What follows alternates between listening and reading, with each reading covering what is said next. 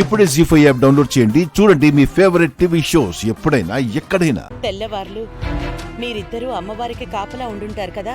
అవునత్తయ్య. వీళ్ళిద్దరేనా? మేం కూడా కాపలాగా ఉన్నాం అత్తయ్య గారు. Second show సినిమాలోనా? సినిమా ఏంట్రా నానా? వాడికి నిద్ర లేదు కదా, ఏదేదో మాట్లాడుతున్నాళ్లే. క్రెడిట్ అంతా అవని శ్రీకర్లే కొట్టేయాలి అని నోటికొచ్చినట్టు వాగుతుంటారు. మీరేమీ పట్టించుకోకండి. నేనైతే నైట్ వాచ్మెన్లా అటూ ఇటూ తిరుగుతూనే ఉన్నాను అత్తయ్య గారు. నేనైతే రాత్రంతా దీపం ఆరిపోకుండా ఆయిల్ వేస్తూనే ఉన్నాను. నేనేమో అందరికీ నిద్రలు రాకుండా టీ కాఫీలు పెడుతూనే ఉన్నాను. నేను రోడ్ మీదకెళ్ళి ఎవరైనా అనుమానితుల్లాగా కనపడుతున్న వాళ్ళు తిరుగుతున్నారేమో అని చెక్ చేస్తూనే ఉన్నాను. అబద్ధాలను నిజం చేయడంలో మీకు మీరే సాటి, మీకెవరూ లేరు పోటీ. అమ్మవారు ఆపద నుంచి గట్టెక్కిందన్న ఆనందంలో ఉన్నాం. మీరు ప్రత్యర్థుల్లా ఒకరి మీద ఒకరు మాటలు దాడి చేసుకోకండి. అత్తయ్య, మీకు మరో శుభవార్త. ఏంటమ్మా? సౌమ్యని కిడ్నాపర్లు వదిలేశారు.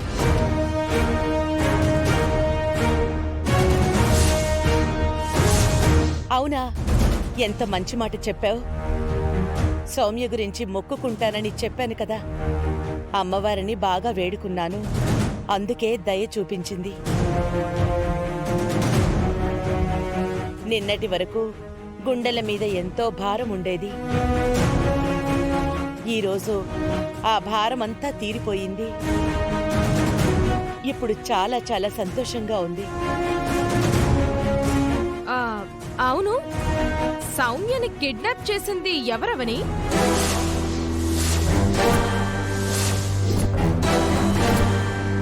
తిరిగి ఇంటికి ఎలా వచ్చింది? కిడ్నాప్ చేసిన వాళ్ళు డబ్బులు ఆశించకుండా ఇన్ని రోజులు దగ్గర పెట్టుకుని ఇప్పుడెలా వదిలేశారు? లాజిక్కే అన్నయ్యా. ఏదో ఒకటి డిమాండ్ చెయ్యందే ఎందుకు వదులుతారు? వాళ్ళేమడిగారు? మీరు ఏమిచ్చారవని?